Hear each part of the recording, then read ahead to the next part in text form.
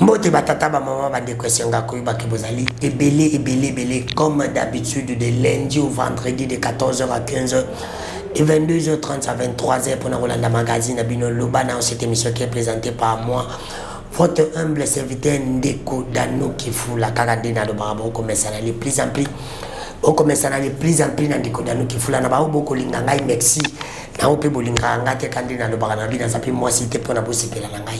C'est bon mais ça n'engage bon merci. Na bande ko nyoso oyo ba soutenir kingai na tango oyo na zalaki na minute muke ya passe personnellement na ba camarade na ba journaliste vraiment c'est la bina tanga bino na tanga bino na ba émission ile kaki pa ba ninga moyen na tanga bino pa na ngate parce que boza tellement ebele merci pe na peuple na monique bande ko bobengi ebele surtout bande ko boza na ville province ya Kinshasa pe na ba boza na bikila ba paya bobengi ebele merci na bande za première émission biso peto komesa na ndepe bango pe ba mesana kibongo biso peto komesa na bango na zane sengwa koyamba pour la toute première fois na émission na biso Lobana vous s'abonner massivement na chaîne nga YouTube ya Ndeko Dano TV vous s'abonner côté s'abonner massivement because of analyse na ngai moko personnellement pe na ba émission oyo ya ngai pe na ko sala na ya Ndeko Chris Kinjo azali moko ya AFDC we kama me bandeko professeur Bahati de Kwebonde ya Union Sacrée éviter ce qui a allé parmi les communicateurs nous sacré à vrai et à faux bon enjeu bah pays ce que comment combien me beaucoup bah on émission allez Ndeko Chris Mbodi Ndeko Dano et c'est mon mingi comment on a en bonne santé parce que tous qui alerté na o comme la kio que vous avez qui enlevé mais aussi torturé moralement et même physiquement na ba extrémiste à régime omoni ba régime nyonso et ça n'a extrémiste nango oyo bakendaka l'encontre et la vision au Mokonzi Mboka zaiko prôné.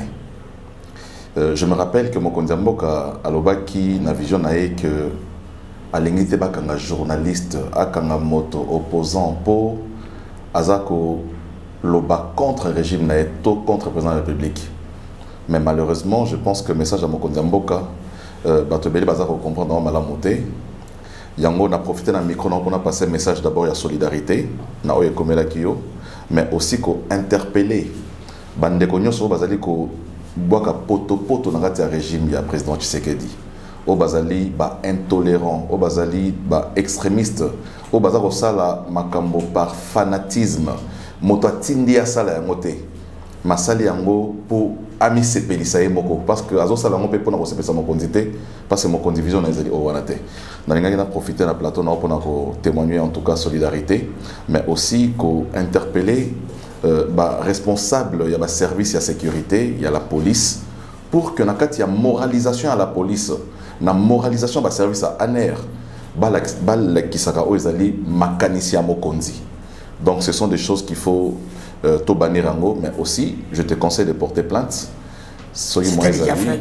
Voilà, très bien. Donc il faut tout le briller dans le comportement pour que tout chabaron le boko. Merci Ndeko Chris na yoki yode d'entrée de jeunes à bosolo pe bosembo lobi vision Mokonzi Mboka vision zakani na ipa vision ngote vision ngo yo mtozana Union Sacrée koko yibisa ba imboka ba ko landa biso na bosolo pe bosembo vision ya Mokonzi Mboka zakani au pesina libako malamu oyebi tango tolobaka vision Mokonzi Mboka ezali maïnyoso Mokonzi ko banza dans tous les secteurs de la vie nationale. Vision ezali te ndetolobi neti les peuples d'abord, ça c'est vague hein ezali o ezatan mususu slogan ou de manière globalisante au basa vision, mais vision en réalité ezala traduit en programme à gouvernement.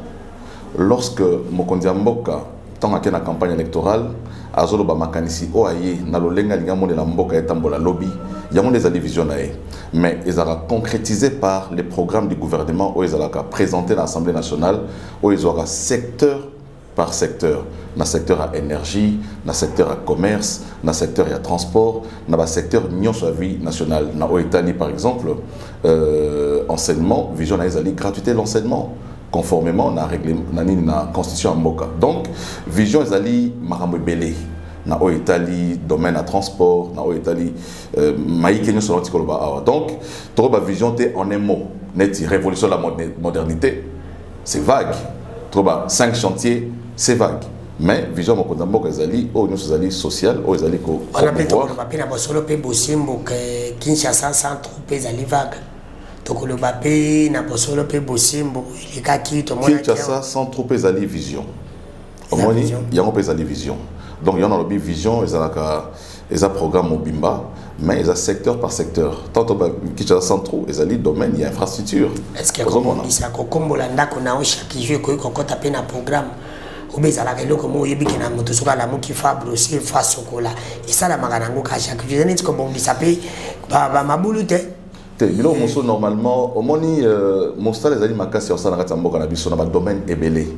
Au moni tous les services où ils ont fonctionné depuis 1960, il faut que tu souffles à ce service. Netiba OVD. Mon contrat na vision est mon sous mais quand bateau bazaro sana kabila na OVD. Ba on est bazana Tshisekedi. Tshisekedi a okende mon contrat muso roya quand bateau basaki pena Tshisekedi na OVD ba on est bazasa et ça va service il y a carrière il y a service à carrière. Il y a l'État. Mais je crois qu'il faut dans le service, on a payé, bateau bazar la tête, dans le service, on va manager. Ba mega ko changer nenga au salaire là. So au tali ma misale sala ma nzela, tous avons reproché tant sur la période à Kabila que non nzela ba sali boy même pas une année et toboki. Mais c'est la même chose encore aujourd'hui que tant sur nzela ba sali non sali une année et bani sur toboka. Ça veut dire que bateau bazar la tête ba misala au wana ndeta mususu problème est à niveau là. Donc je crois mon salaire au salaire zali makas na kati ya mboka mon konzi ya mboka zali déterminé na wa zali ko sala mais moto na moto sika zali il faut accompagner mon konzi ya mboka pour que Congo ya lobby ezala malamu koleka Congo tozana ngolelo. Alors ndeko Chris na bosolo pe bosembo ndoza ikoloba o komona est-ce que ndeko tilo mbazali Kabila bisi na par rapport ya bateau yo bazala ki na Kabila ba ko continuer na ye pe ezali bongote parce que lelo lobi na likambo moko na bosolo pe bosembo il faut pas voiler la face que je l'ai parlé quand travailler avec Kabila il a été gouverneur plusieurs fois et pas Kabila ozu susu oyo mususu akoma le oyo nazo benga mikolo na lobi ye musala na eka kuluba pour intérêt na ye albe pour intérêt à peuple était député yongo ikasanji ye pas travailler na Kabila aujourd'hui susu Pepe Mbosa travailler na Kabila kobosa na te autorité morale na yo parti de Kobe tout ce qu'il est aujourd'hui c'est Kabila mais ba ye les choses c'est pas des continuumbo la même chose continue est-ce que pour moi il y a des Félix Ezali parce que azu bato bazaki na Kabila obe ye mokonde akomanade na mabe parce que akokepe ko zabino ça n'a pas de problème à part mais ça que cause Pepe bati mais oui bisi Pepe bati pe sanga liste de kokisi pe bazaliti au moins n'a pas vu na Pepe ou mususu nani la même mende Pepe sanga ta mamu kulute mais pourquoi quand même bato oyo Kabila zalaki na bango oyo yo yebi na bosolo pe bosembo kote ba ke ba bomba mboko na Kabila ndeko question ya kitoko mingi mais oui que d'abord que ça la gouvernement ezali émanation assemblée nationale mokonza mboka roya yemo boete mbala moka poni batona ya sikate gouvernement autozana ngo lelo ezali émanation assemblée nationale autozana ngo lelo ezali composé na lolenge oyebi wana ya bato bazaki na Kabila pendant régime sur Kabila bango ne ba composé assemblée nationale à plus de pratiquement 70% assemblée nationale donc ceux qui mokonza mboka nyonso o aroya il fallait qu'il tant azo ça la programme na il faut à composer na bato akuti bateau nous sommes na bazali fruit il y a Félix Tshisekedi ezali héritage électoral donc à travers na bateau à Kouti parce que il faut qu'on respecte constitution mboka etambola bongo il ne pouvait pas former un gouvernement sur base du néant il fallait appeler gouvernement tenaboité hein oui politique mboka na biso za kotambola non na niveau ya moto président a décidé moko tazo moto o ya limité ezali ba force politique o ezali présent dans l'Assemblée nationale ndé et que na ko ma formation à gouvernement chaque lingombe ezana mokonzi nango chaque groupe ezana regroupement politique ezana mokonzi nango o ba sala que ba délégué ba tuna bona kati ya gouvernement ozomona mais il faut que le gouvernement ezali lokola tant ozobeta Tshisekedi aye à travers nazomona ngo loi équipe nationale entraîneur wa yaki tant moso Claude Leroy ya ka travailler na Mbokani ibengeta ngoya travailler na Mbokani o asikazali na biata kombo na été à travailler na Mbokani donc ça veut dire que bato moso na politique ba la carrière politique na bango même kondi o azoya za na mandat na étant moso ya 5 ans renouvelable une seule fois mais ba o wana moso ba mandat na bango eza limité donc ce sont des acteurs politiques oyo ba rotika politique ndeti papa ke ngolelo a mitike lié moko parce que comme na âge à retraite nous autres aussi le sauté à PMI. Donc il reviendra maintenant à travers élection de renouvellement ça la cycle électoral, renouvellement, taux rajeunissement à la classe politique. C'est la jeunesse qui propose aux dirigeants bateau bango balingi pombo ka etambola lobby. Donc au bazali lelo baza ba fruit à élection. Aussi longtemps que l'élection a été faite, bango de baza ba côté ba parti politique, bango de baza ba côté ba regroupement politique, bango de baza na ba millions, bango de ba simbi politique en boka, c'est eux qui décident.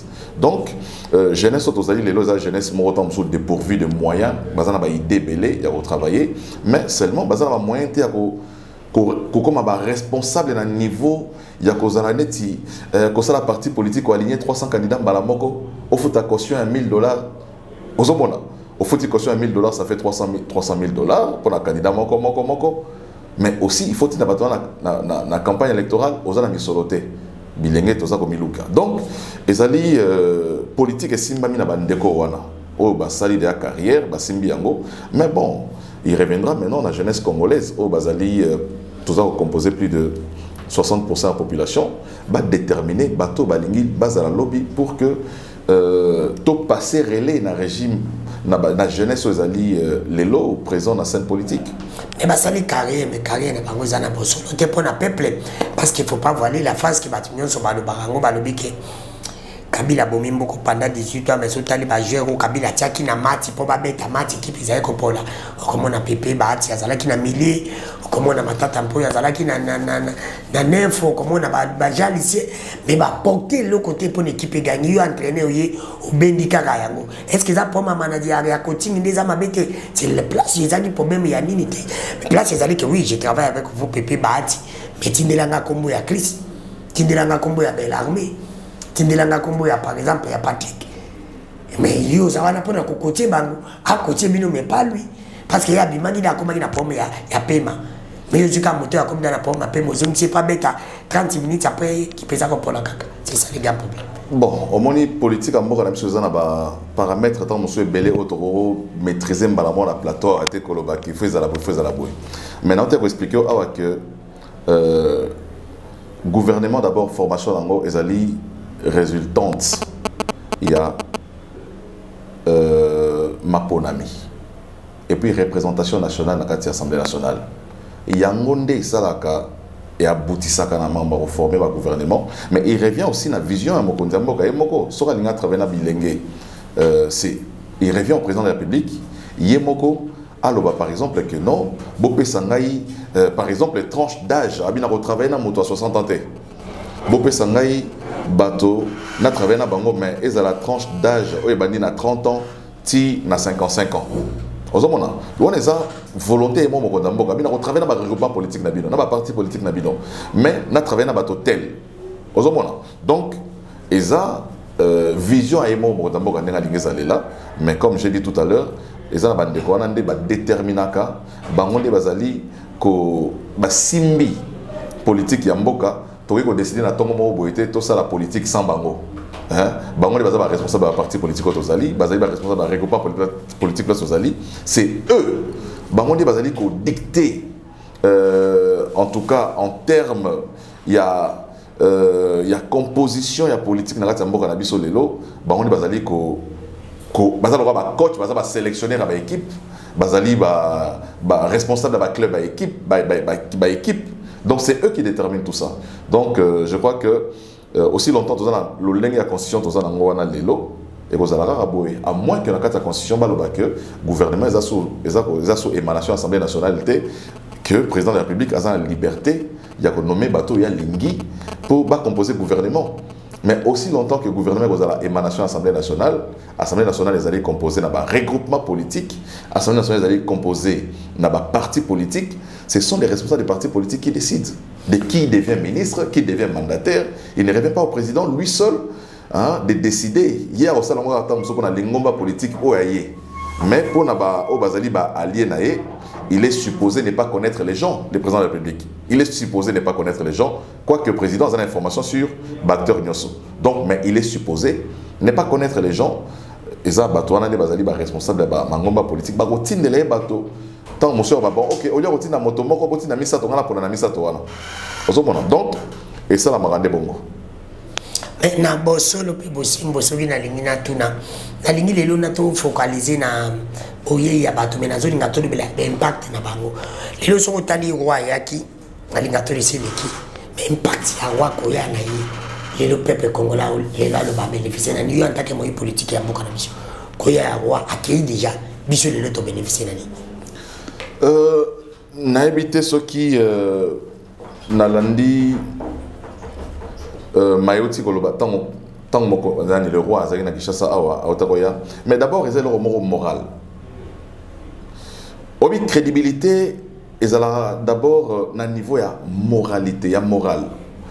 Lorsque mon continent soit tamboli libanda, batonyo so balobi non azotambola pamba pamba batoba pa na bisote li tomba ezali nini na mota konyo so moko ndamboka salika ya kenda pa bapaya ba awate. Toto komona sikoyo que diplomatie bana ko sala bani pe ko botambo masikoyo président à Turquie awate ko zala awa avantage nango ezali nini ezali ba coopération bilatérale le bureau yo bandilo na président Turquie te nazo keneti na roi sikoyo nazo keneti na roi nazo tanga ba kombo ya na boité yo te répondre na mituna na ngai mais justement même pour la roi Belgique ngala le bureau na d'abord c'est d'abord coopération bilatérale entre les États. Roi Tamaye Awayaki te pas ça va congolais Moussala te. Ayaki na cadre ya diplomatie. Ba retomber dans les années ba signer ba accord na gouvernement congolais par exemple ba accord militaire pour que ba soda na biso ba ke na rejoindre une formation na Belgique. Donc ba retomber zali ebelé autant que zali automatique te mais l'effet que le roi belge a avant plus de pratiquement 7 jours. Na mon roi belge qui a en Afrique, ça a 7 jours, même pas ça a 3 jours.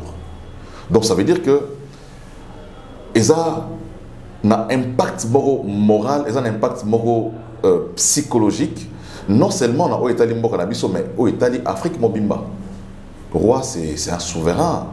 Lorsqu'il a en tout cas, regarde tant que pays Mosusu sur la RDC, et ça d'abord qu'on changé en rapport avec les séjours du roi Nakati à Mboka Nabiso. Donc, mais Makambozali Belé Nakati va retomber, je crois, Ekoya. Ekoya n'a été. Tous les Rwandais, tous les Raboïta, les douanes à Mboka Nabiso. Au moins, il n'a pas de tonga, tonga, bala, moko, ba, peut-être sur terrain, mais comme il en a côté. Il y a un appel à tous les Ekoyati. Dès tous les états de Deyati. État de droit. Aux autres, on a eu un bien.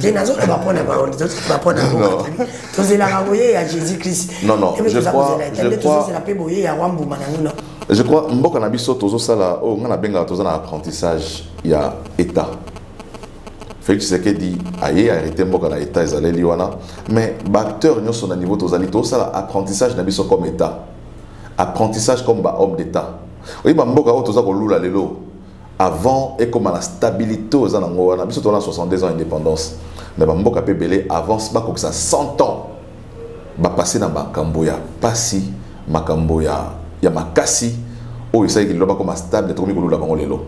Je crois que moke tout ça qu'on améliorer démocratie nabiso moke tout ça qu'on améliorer ba droits humains nabiso moke tout ça qu'on améliorer liberté d'expression démocratie ça un exercice tout ça l'attend mususu essaye erreur essaye réussite je crois donc maintenant ça attend mususu 80 ans il y a indépendance toujours stabilité à ma texte où ils ont régir biso et bien mboka biso d'abord tant mususu ma texte ni on régir mboka.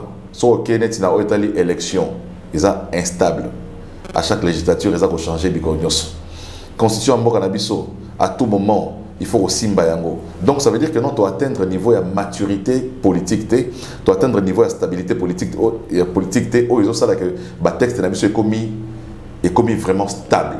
Et que pour la reconnaître l'élection, tout ça on a constaté réforme électorale.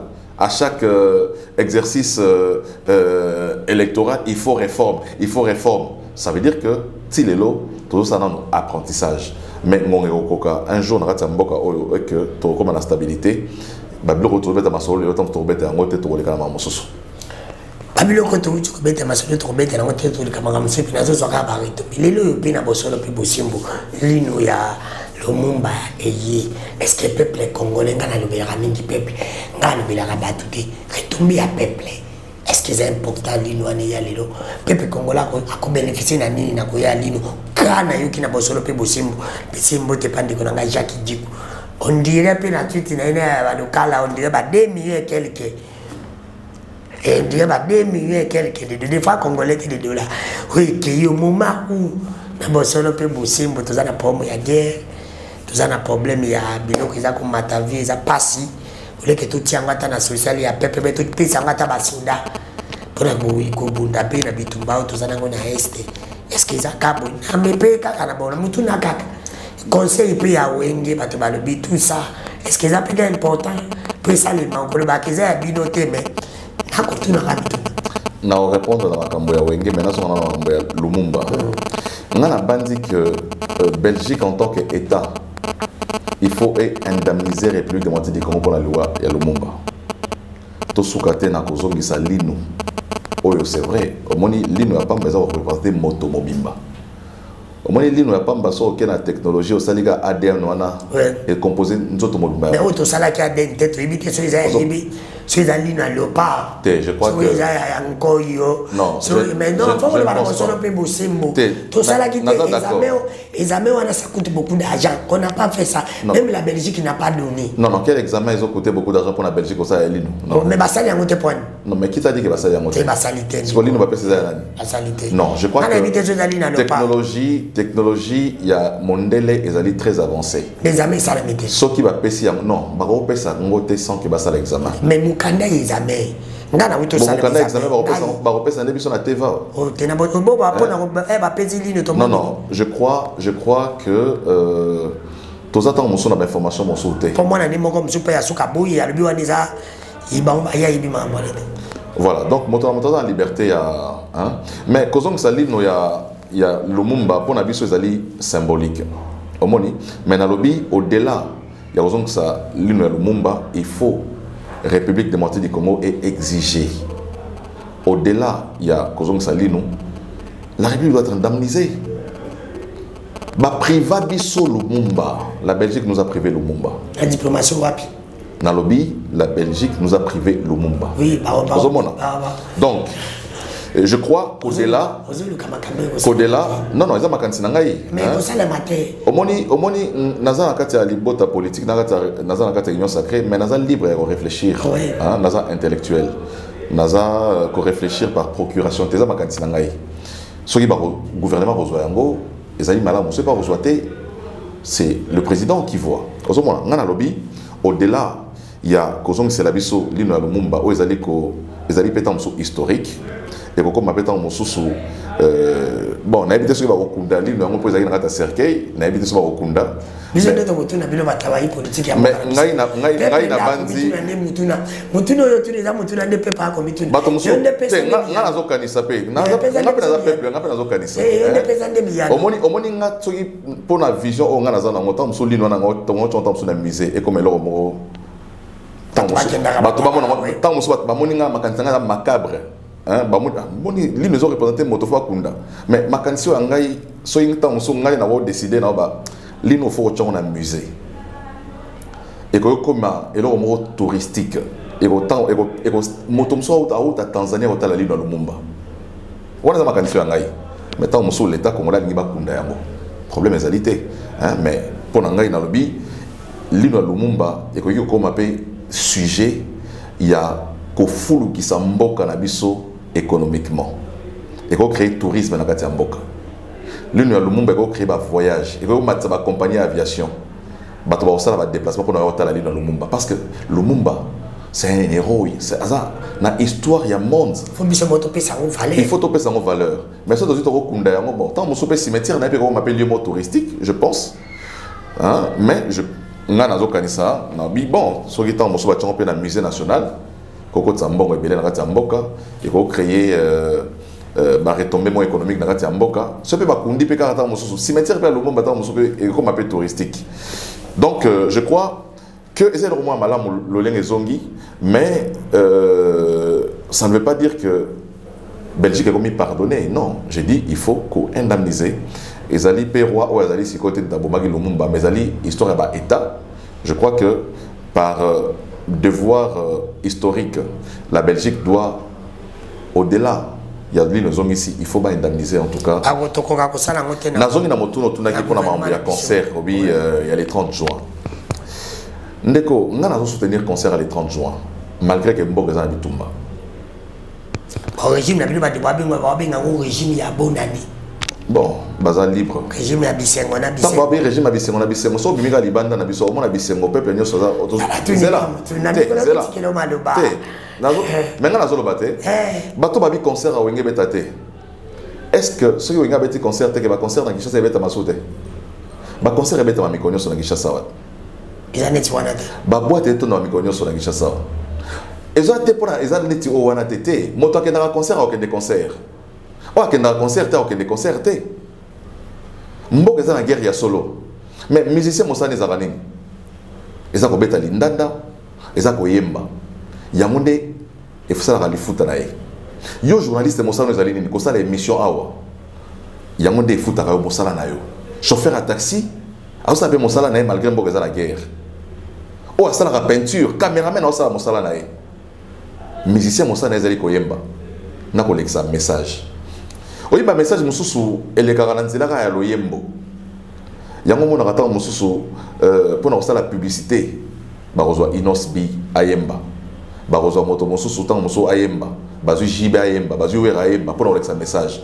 Ça veut dire que message même au les autres za pour la guerre ou agression. Yamboka na biso.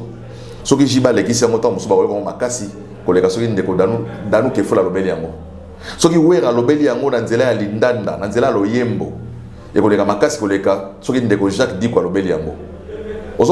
Donc bateau belé message les gars dans musique. Mais on a lobby bande d'économistes. D'abord musique est un événement culturel et ils ne sont pas produits par les gouvernements congolais.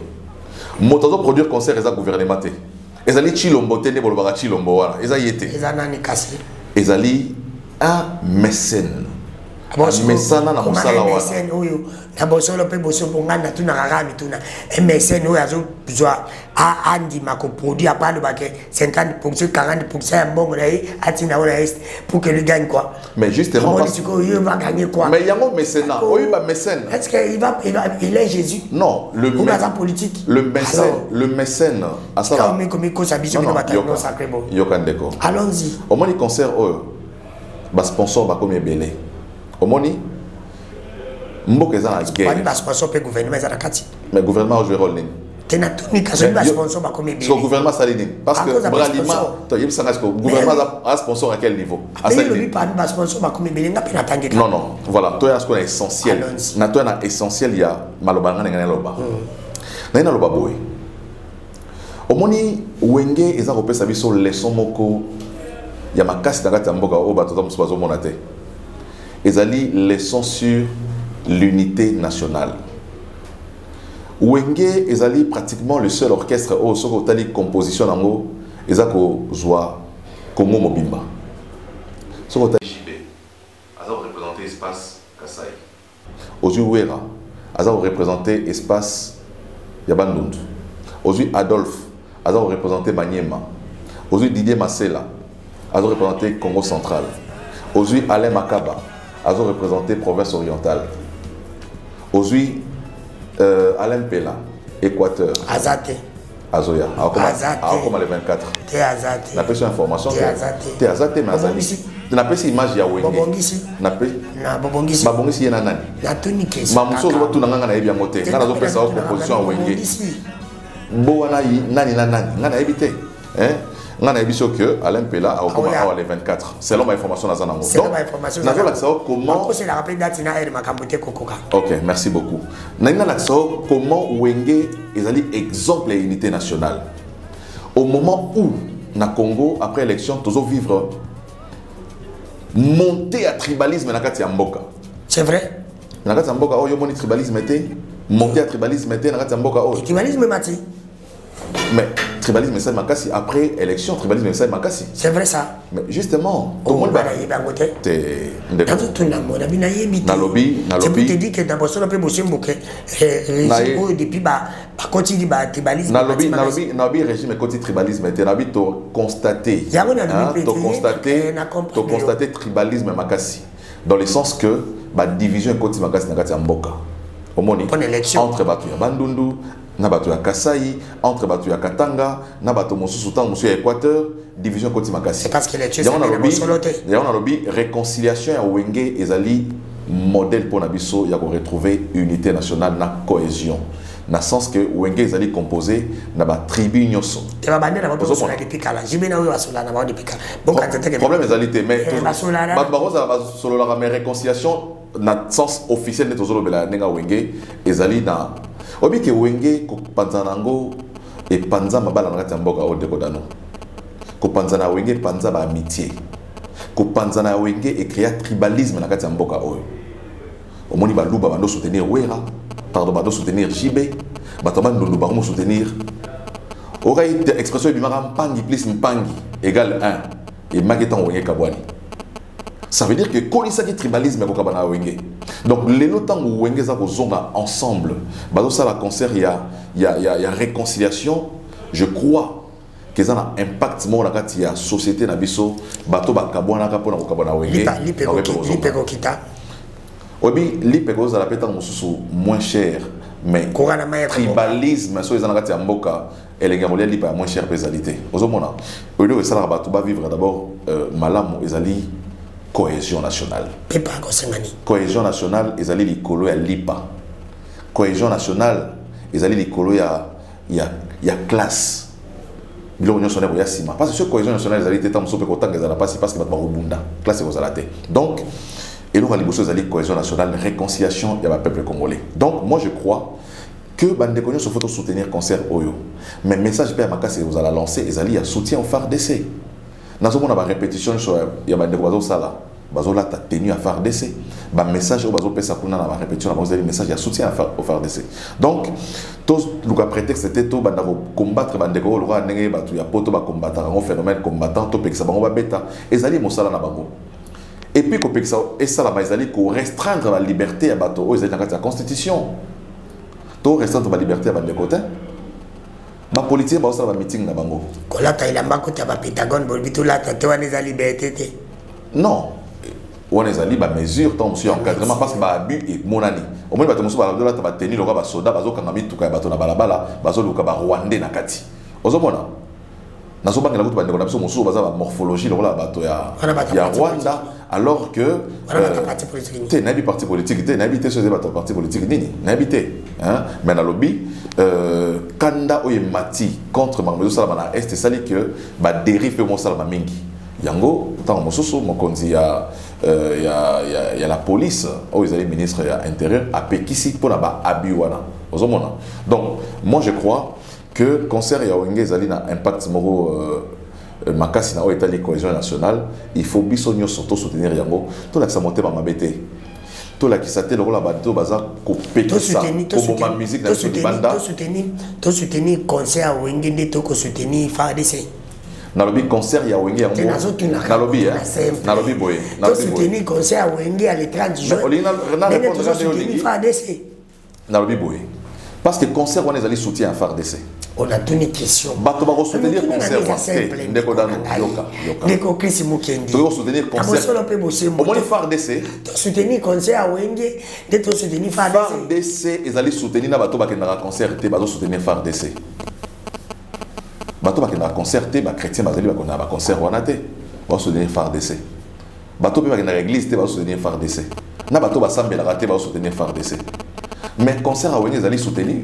Mais ils doivent soutenir moralement, même bateau bakendaraté, mais il faut soutenir Yango parce que les alliés concert, il y a soutien na FARDC. Et puis, nakati ya stade barosala. Ok, mon toit a organisé concert avec 40% recettes. Baroti dango pour soutenir bande FARDC. Donc, il faut soutenir concert wana. Ndeko Chris Mukendi na basola pe bosembo. Peuple nde omona peuple yo zala kana peuple yo pour les beaux peuple ngapi na za peuple. bandeko na nga bakoloba baza peuple Claude Ngoma kuna bakoloba baza peuple ndeko Flavia bakoloba baza peuple Peter Jacques Dick bagramiki baonzo bakoloba baza peuple Papi Moussa pa bakoloba baza peuple na ndenge yo monaka peuple akosengani ndepeza monaka njembo yaninga kanza bango Félix watika yimaka na kakeso peuple akosenga peuple vraiment ndeko monaka peuple akosengani oui peuple congolais a exigeanté asengani asengaka biloko oyo na nzembo oyebi wana donc peuple tout les alliés à ngai mais nazo ya nolande mais oui natanga biloko ngo omoni peuple akosengani omoni peuple azara exigeanté oui peuple congolais mais te peuple nyonso dans le monde entier azara exigeanté mais ande ba politique ne ba comprendre tant mosusu ba biloko ezali élémentaire te peuple azara osenga oyebi biso batokendaki kelasi na babenga ngo pyramide ya ba priorité ya Maslow eza oyo babengaka ba besoins fondamentaux soki moto nano atteindre ba besoins fondamentaux na été besoin nyonso ezali ya estime besoin ezali oyo ya likolo nyonso eza ntina na ete malheureusement sikoyo ba gouvernant ntango bayaka na ba régime neza kose succéder babosanaka oyo ezali important pour na peuple makenda oluka oyo ezali likolo babosana oyo ezali na se oyo ezali na se ezali nini ezali kolia oyo ezali na se ezali nini ezali lotiliki ezali mai ezali soins de santé ezali kelasi biloko peuple azosenga yango wana donc dans tout le monde entier biloko peuple asengaka ezali oyo wana ezali transport pour permettre yakende mosala na ye babiloko nyonso soki ekomi kozala résolve ebotaka oyo mosusu toma oluka siko likolo omoni donc moi je crois que besoin ya makasi ya peuple congolais lelo ezali kolia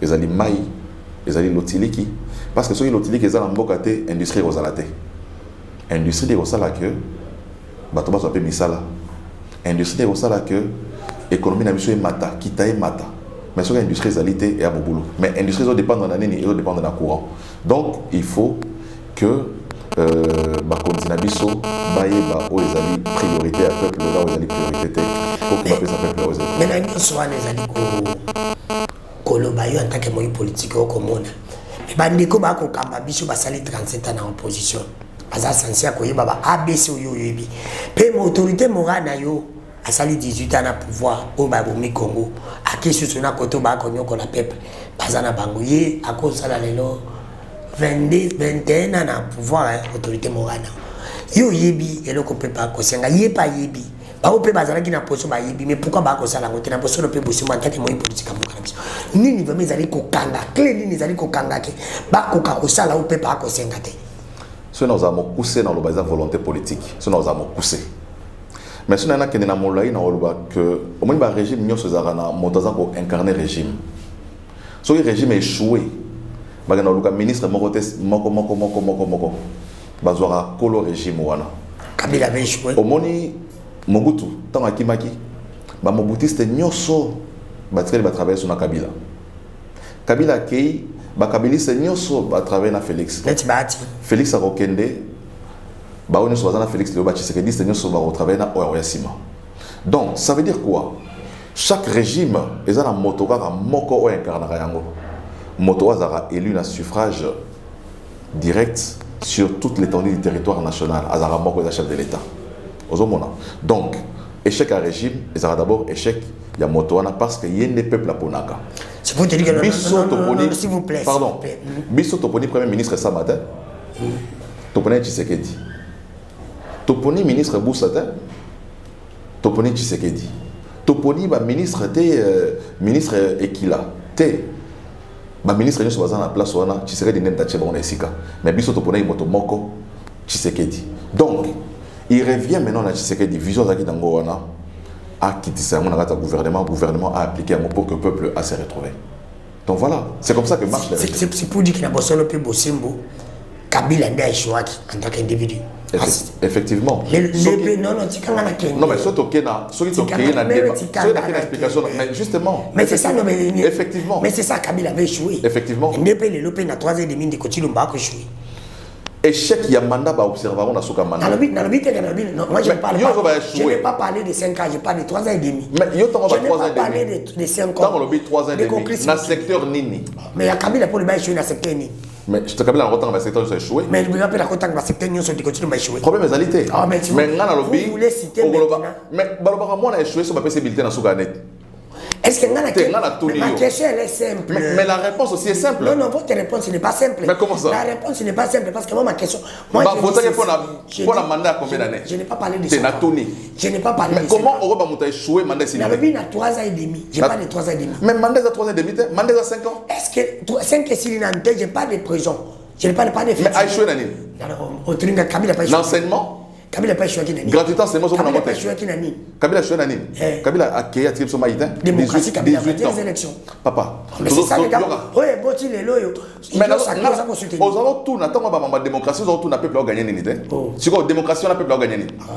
Yo mais tout dans nos autres peuples té. Parce que peuple il faut. Maintenant on a diplomatie peut pas gagner. Mais on a autant lorsque le peuple a gagner. La diplomatie. Obi? On appelle la démocratie. Allons-y, mais tu as un tu commit. Ah, mais c'est Balibawe la Rama ite ko le bana. Ok, kitoko, na sepeli. Na lobby, tant on a l'action que Félix Azako réussir, il faut tourner domaine par domaine. Par exemple, dans le domaine, il y a gratuité enseignement. Démocratie. Non, dans le domaine, il y a diplomatie. Mais papa, on a un autre domaine. On appelle à tous les pays. Mais tu as invité. Mais on appelle à tous les pays. Ok, donc dans le domaine, il y a. Tu veux dans le domaine de la diplomatie. Au dans le domaine de la diplomatie, Kabila est choisi. Est-ce que la maison Schengen est Kangaka tant Kabila dans le pouvoir? Est-ce que la relation avec son apôtre est mal montée? Et bon, oui, c'est qu'on peut pas bénéficier d'un nid. C'est mais papa. N'a pas qu'on peut pas bénéficier d'un nid. Ok. Tant que moto a kenda osala commerce na Istanbul. Je peux m'appeler son visa, je m'appelle la visa. C'est là té. Tant que moto osala commerce na Istanbul et que dans quatre relations bilatérales, Turquie a l'Ongolie paiement net ya visa est commis au félé pour na ba dans commerce. Peut pas gagner té. Ba commerçant ba kenda net Istanbul. Avec nos sommes marchandises à Oteka. Soit à côté passeport, ma communauté comme visa volant. Babi on fait à sous visa té. Bon gagner té. Tant que ambassade à Belgique avec la coopération d'un roi de Belgique qui a babi ok d'accord. Pour la facilitation de visa tout ça est sous compliqué pour nous passer nos visas sur mon kédé. Il y a visa pas mal à Belgique. Na lobby t'es au félé. Na lobby. Tant que mon sous procédure il y a octroi babilo qu'on les a ramassé. Na facilité. C'est comme une facilité, mais justement. Et comme il me kokuma, comme il va m'acasser dans ma projet. Mais quelle est comme la facilité m'acasser. Et comme la facilité m'acasser. Mais c'est facilité comme la facilité. C'est comme la facilité. C'est comme la lobby c'est là té. Yo tous les peuples ont gagné l'unité la diplomatie. Parce qu'on a tout. Mais pas moi na monter. Oh, mais tout la peuple que nous avons avisé mais qu'on ça pour bazo boya net ngaba boyele. Yo. Oh mokoni. Maintenant, on va extrait dans la banque,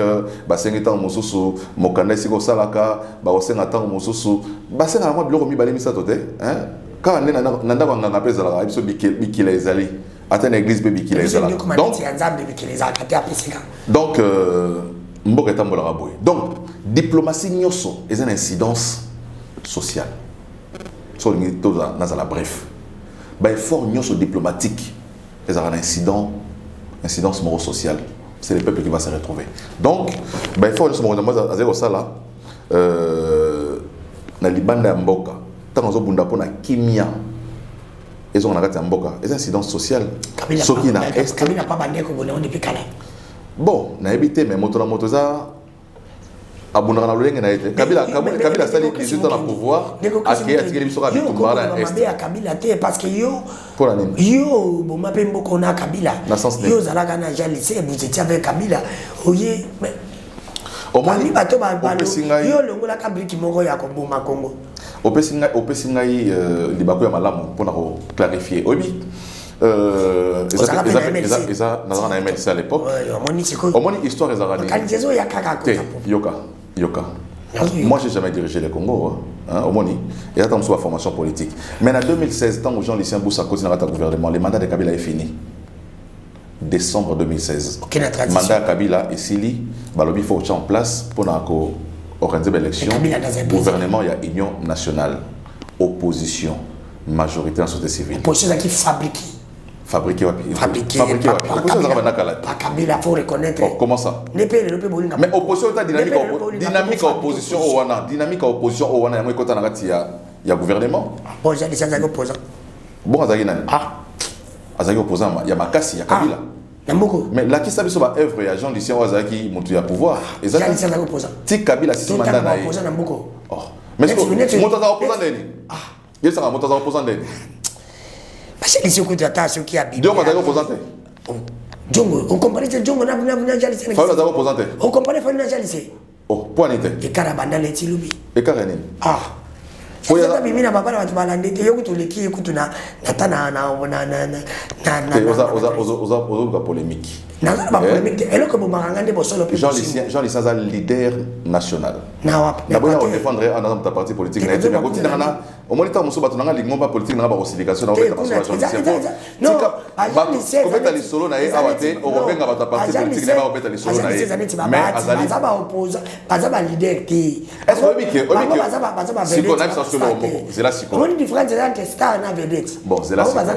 est-ce que Martin Fayulu a commis leader par procuration?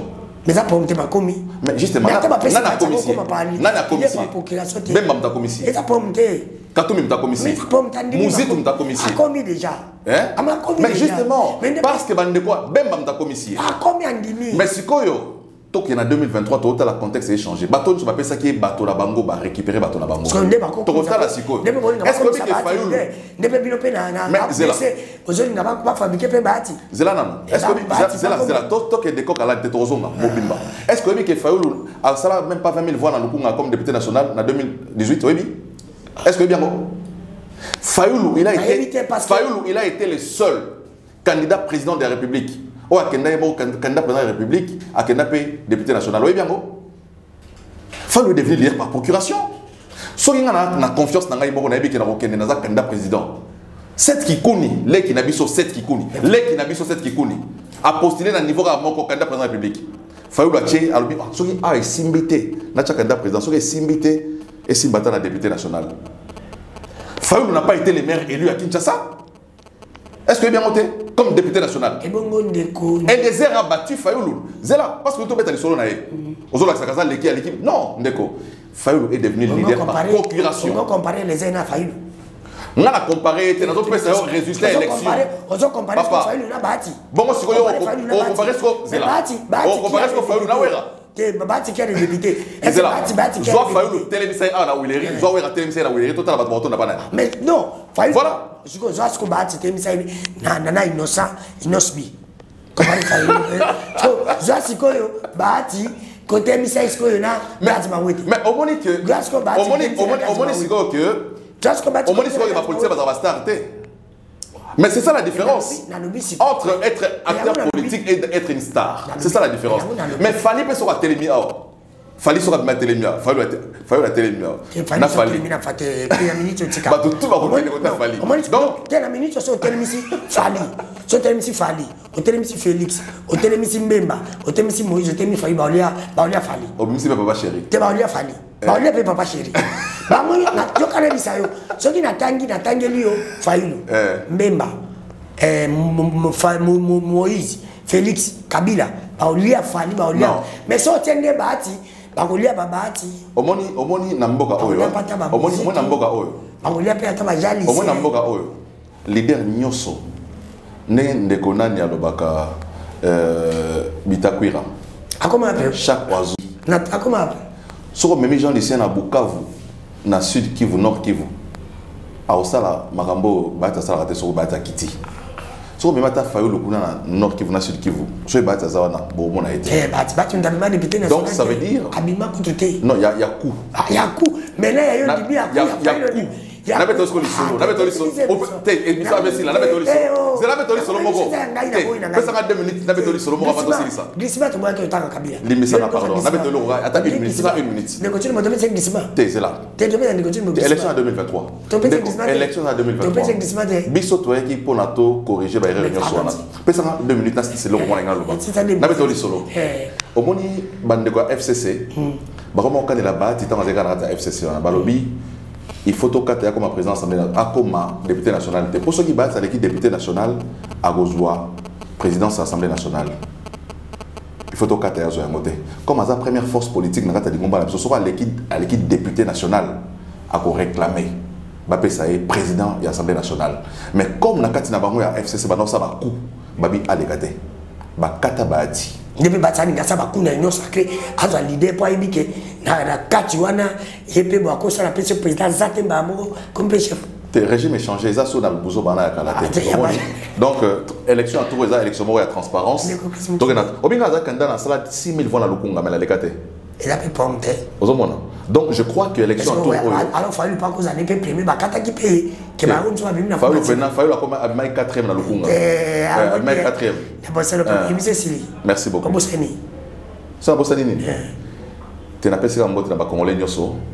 Na sengi bango tous à la sima mokonzi ya mboka na gouvernement de la République tous à la sima FARDC sima FARDC pour tocha libanda monguna ou à côté na mboka na biso. Merci. Démocratie mukende une question pour terminer. D'abord sur le peu bosser moment ba union sacrée. Na tuni ka question là pas vrai ou faux. Ante mboso na bati. Na na travailler vraiment na visa mokonzi mboka. Bati.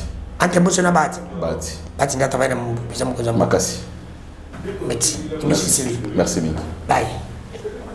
Merci de votre émission émission vous allez qui ébélé partout à la émission le banner avec votre humble serviteur décodani qui faut la présentation de cette émission j'avais reçu pour vous de Chris Mukenjo Azali membre ya AFDC kamamina professeur Bati ko bona pesi mbote place Azali ko landa biso merci na ba déconnu so bazala ki pananga ba politique ba soutenir ki ngana moi tant nazala ki nango merci ba ndiko journaliste merci boza tellement ébélé na ko tanga ba komona binote merci pe na peuple congolais merci na ba déconnu monique ça va mettre peu na monaki na bosolo pe bosembo a dérangé ki mingi pour ayeba place nazara ki ministre na biso ya média benga ki bandeko pour ba place nazara ki pour ba ya ko bimisanga na bosolo pe bosembo merci c'est pour te dire que c'est na moni na le gouvernement mais c'est moi na congolais nyonso oyo bozalaki bosalaki kende ko danu ke fula zala nazali ngai ndeko danu nazana ngai lokote ndena lo baka na bosolo pe bosembo atuki na ndaka mtazana ba sapato makozanga lipapa tenga nazana ngali papa atana